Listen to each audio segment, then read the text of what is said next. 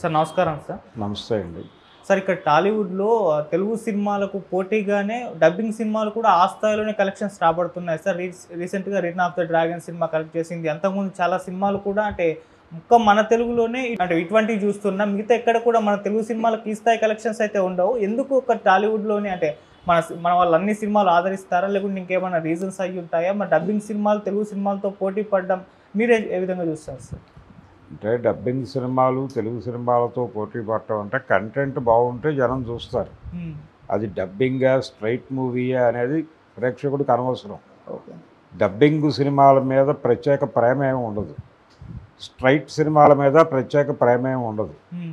డబ్బులు ఇచ్చి సినిమా థియేటర్లోకి వెళ్ళిన వాళ్ళకి సంతృప్తి ఎక్కడ దొరికితే అక్కడ ఆ సినిమాని ఆదరిస్తారు. ఆ సినిమా గురించి బయటకు వచ్చి 4 మంచి ముక్కలు చెప్తారు. అది విన్న నలుగురు ఆ థియేటర్కి వెళ్తారు. కాబట్టి ప్రజలకి నచ్చేటువంటి కంటెంట్ తీయలేకపోతున్నాం మనము, వేరే వాళ్ళు తీస్తున్నారు, విజయాలు సాధిస్తున్నారు అని అనుకోవాలి తప్ప మన సినిమాలు ఆదరించటం లేదు, వాళ్ళ సినిమాలు ఆదరిస్తున్నారు అంటే కుదరదు. కంటెంటే ఫైనల్గా ఏదైనా డిసైడ్ చేస్తుంది. హిందీలో తెలుగు సినిమాలు మంచి మార్కెట్ క్రియేట్ చేసుకున్నాయి కదా, మంచి వసూళ్ళు రాబడుతున్నాయి కదా చాలా సినిమాలు. ఇప్పుడు ప్రజెంట్ మన మొత్తం మార్కెట్ అక్కడే, పాన్ ఇండియా సినిమా అని అక్కడే వెళ్తున్నారు కదా. తమిళ్లోనూ డబ్ చేస్తున్నారు, అన్ని చోట్లకి తెలుగు సినిమా పెడుతోంది. కాబట్టి వీళ్ళకి అంటే మార్కెట్ అడ్డుకోవడం లేవు. ఎవరు ఎక్కడికైనా వెళ్ళి ఏ వ్యాపారం చేసుకోవచ్చు. కాబట్టి మీరు ఇటు నుంచి అటు ఎక్స్పాండ్ అవ్వదలుచుకున్నప్పుడు మీరు కంటెంట్ బలంగా ఉంటే జనం సినిమా చూస్తారు.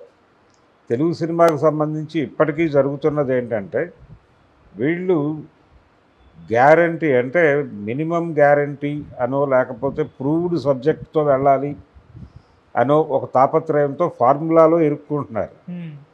ఆ ఫార్ములాని బ్రేక్ చేసుకుని ముందుకెళ్ళాలి అని అనుకోవటం లేదు. కొత్త మార్గంలో తెలుగు సినిమా ఎప్పుడు ముందడుగు వేయలేదు ఇప్పటిదాకా. మొత్తం చరిత్ర తీసుకుంటే మెజారిటీ పురాణాల నుంచి సినిమాలు తీశారు, నవలల నుంచి సినిమాలు తీశారు, రీమేక్ సినిమాలు ఎక్కువ చేశారు. ఇప్పుడు రీమేక్ చేసే అవకాశం లేదు. ఎందుకంటే కంటెంట్ అవైలబిలిటీ పెరిగింది కాబట్టి కంపారిజన్ వచ్చేస్తుంది. కంపారిజన్ వచ్చిన తర్వాత రీమేక్ సినిమాలు బతకవు. అది ఆల్రెడీ ప్రూవ్ అయిపోయింది. గాడ్ ఫాదరు, చిరంజీవి గారు దెబ్బతిన్నవన్నీ అవే, అలాగే పవన్ కళ్యాణ్ దెబ్బతిన్న సినిమాలు కూడా అవే. అందుకని రీమేక్ అనేది ప్రస్తుతం రద్దయిపోయినటువంటి వ్యవహారం.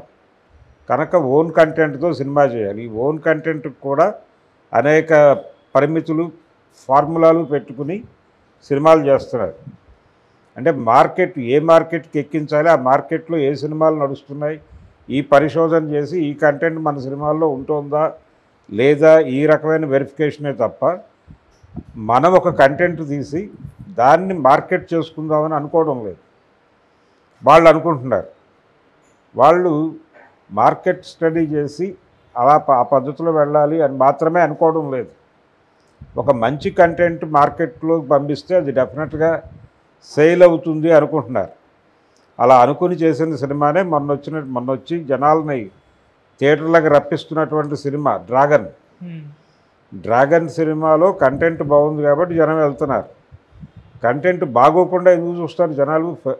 దారుణంగా డిజాస్టర్ అయినటువంటి డబ్బింగ్ సినిమాలు ఎన్ని లేవు?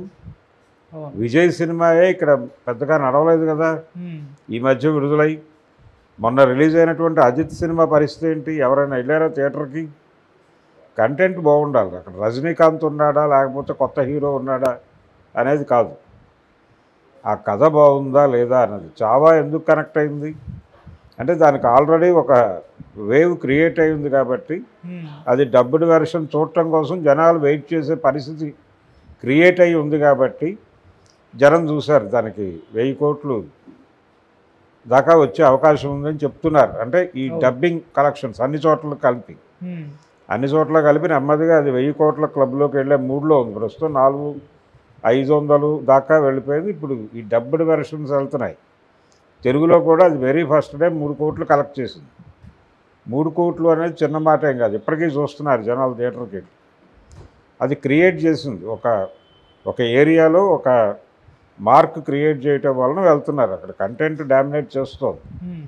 అందుకని మీరు కూడా కంటెంట్ ఓరియంటెడ్ సినిమాలు చేసుకోండి, దానికి అదే మార్కెట్ క్రియేట్ అవుతుంది. మలయాళం సినిమాలకు ఎందుకు మార్కెట్ క్రియేట్ అయింది? ఓటీటీలో వాళ్ళే నెంబర్ 1గా ఉన్నారు కదా, ఎందుకు మీరు ఆ ఏరియాలో పోటీ పడలేకపోతున్నారు వాళ్ళతో అంటే కారణం ఇదే.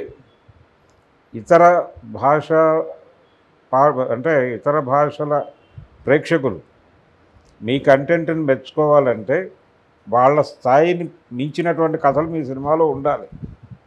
అప్పుడు మీ సినిమాలు వాళ్ళని అడ్మైర్ చేయగలుగుతాయి. వాళ్ళని అడ్మైర్ చేయటానికి మీరు వాళ్ళ సినిమాల రీమేకుల మీద కదా బతికింది ఇంతకాలం. తమిళ సినిమాల రీమేకుల మీద, మలయాళం సినిమాల రీమేకుల మీద, హిందీ సినిమాల రీమేకుల మీద కదా మీరు జీవితం నడిపింది ఇప్పటిదాకా. అంటే మీకంటే బెటర్ స్థాయిలో ఉన్నారు అక్కడ ప్రేక్షకులు అని మీకు అర్థం అవ్వాలి. వాళ్ళ స్థాయిని మించిన సినిమాలు తీయాలి. ఇప్పుడు జనరల్గా కరోనా తర్వాత ఎప్పుడైతే ఈ లాక్డౌన్లు ఇవి పెట్టేశారో ఇంట్లో కూర్చున్నటువంటి ప్రేక్షకుడు త్రూ ఇంటర్నెట్ ప్రపంచ సినిమాకి ఎక్స్పోజ్ అయ్యారు. ఆ ఎక్స్పోజ్ అయిన తర్వాత వీళ్ళ ఆలోచన స్థాయి పెరిగింది, వీళ్ళ విషయాలను అర్థం చేసుకునేటువంటి రేంజ్ పెరిగింది. ఆ పెరిగిన ప్రేక్షకుల స్థాయిని అందుకునేటువంటి సినిమాలు, ఆ కంటెంట్ మీరు ఇవ్వగలిగితే చూస్తారు, లేకపోతే పక్కన పడేస్తారు. వాళ్ళకేమీ మొహమాటం లేదు, వీరు గొప్పవారు వారు కాదు అని అనుకోరు. కంటెంటే డిసైడ్ చేస్తుంది. అంటే మార్కెట్ని దున్నేస్తున్నటువంటి హీరో సినిమా రిలీజ్ అయినా, ఆ పక్కన ఒక చిన్న సినిమా రిలీజ్ అయినా రెండింటినీ సమానంగానే ఆదరిస్తాడు ప్రేక్షకుడు. శంకర్దాదా ఎంబీబీఎస్ సినిమా రిలీజ్ అయినప్పుడే ఆనంద్ సినిమా కూడా రిలీజ్ అయింది. 2 సినిమాలకి డబ్బులు వచ్చాయి కదా, జనం చూశారు కదా. కొన్ని సందర్భాల్లో ఓ చిన్న సినిమా ఆడేసి ఓ భారీ సినిమా పోతుంది, అలాంటి సందర్భాలు చూసాం కదా. ఇలాంటి పరాభవాలు ఎన్టీ రామారావు గారికి కూడా జరిగినాయి. ఆయన సినిమా రిలీజ్ అయినప్పుడే ఏదో చిన్న సినిమా రిలీజ్ అయ్యి అది హిట్ అయ్యి ఈ సినిమా ఫ్లాప్ అయిన సందర్భాలు కూడా ఉన్నాయి. కాబట్టి ఇక్కడ స్టార్ కానివాడు, లేకపోతే కంటెంట్ ఏదేదో బిగ్ బడ్జెట్ సినిమా ఇవేవి ఉండవు, ఈ మొహమాటాలు ఏమీ ఉండవు. థియేటర్లోకి వెళ్ళాక మనకి ఎంటర్టైనింగ్గా అనిపించిందా, ఎంగేజ్ అయ్యామా, లేదు మనకి బాగుంది అని అనిపించిందా, ఇంతవరకే చూస్తాడు ప్రేక్షకుడు. అలాంటి కదలికలు ఇవ్వట్లేదు సినిమాలు. ఇస్తే బతుకుతాయి, లేదంటే లేదు. మన సినిమాలు ఆడటం లేదు అని బాధపడటం కన్నా మన సినిమాలు ఎందుకు ఆడటం లేదు అని ఆలోచించి మనం వాళ్ళతో ఎందుకు పోటీ పడలేకపోతున్నాం. ఇది పోటీ ప్రపంచం, పరుగు పందెం వ్యవస్థలోకి వచ్చాం. ఇప్పుడు వాళ్ళ సినిమాలు రిలీజ్ అవ్వాలి, మన సినిమాలు రిలీజ్ అవ్వకూడదు, ఇలాంటిది లేదు. నిజానికి పొంగల్కి తమిళ సినిమాలు, ఇతర డబ్బింగ్ సినిమాలు రిలీజ్ ఉండకూడదు అనే నిర్మాతలు ఒక నిర్ణయం తీసుకున్నారు, కానీ అది కూడా కరెక్ట్ కాదు. Open market